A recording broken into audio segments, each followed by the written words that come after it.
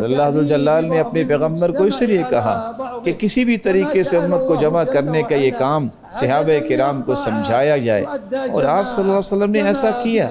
مختلف اسالیب کے ساتھ اور مختلف طریقوں سے امت کو جوڑنے کے لیے آپ نے کوششیں بھی جاری رکھی، فرامین بھی جاری کیے اور عملاً بھی ایسے پہلو پیش کیے۔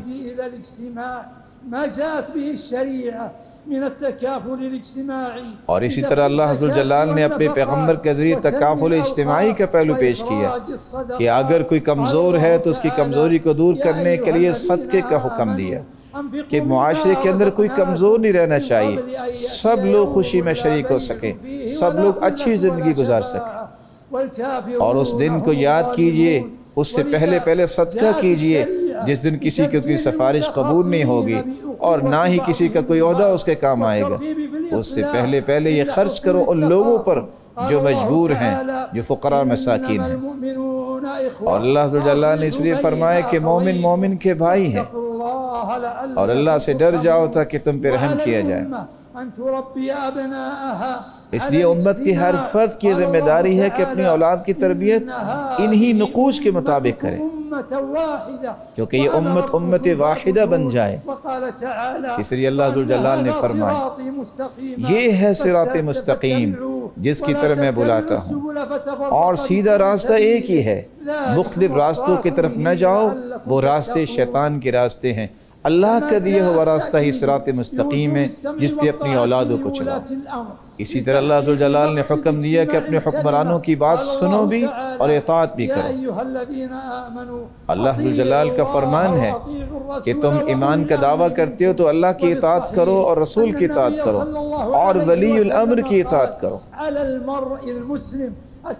اور رسول اللہ صلی اللہ علیہ وسلم نے بھی اس بات کا حکم دیا کہ ہر مسلمان کی ذمہ داری ہے کہ اپنے حکمران کی بات کو سنے اور اطاعت کرے۔ اور آپ صلی اللہ علیہ وسلم نے اس بات کا بھی حکم دیا کہ لوگوں کو بھی اس بات پر تیار کرو کہ ہر قسم کے شقاق اور نفاق اور لڑائی اور جھگڑے سے پرہیز کرے۔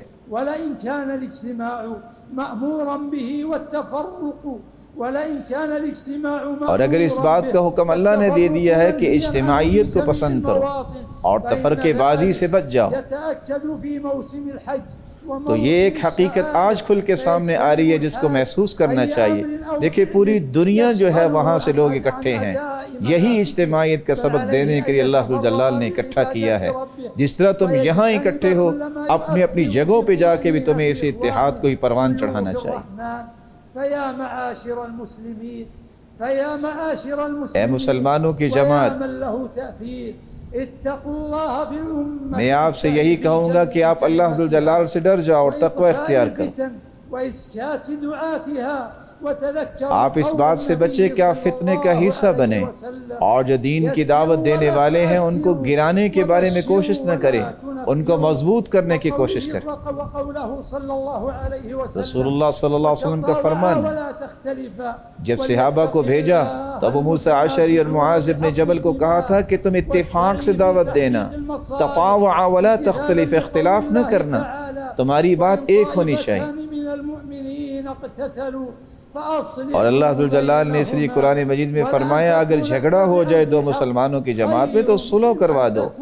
اور اگر کوئی صلح کی طرف نہیں آتا تو جو صلح کے لیے تیار ہے اس کے ساتھ کھڑے ہو جاؤ تاکہ ایمان کو قوت ملے، خیر کو طاقت ملے۔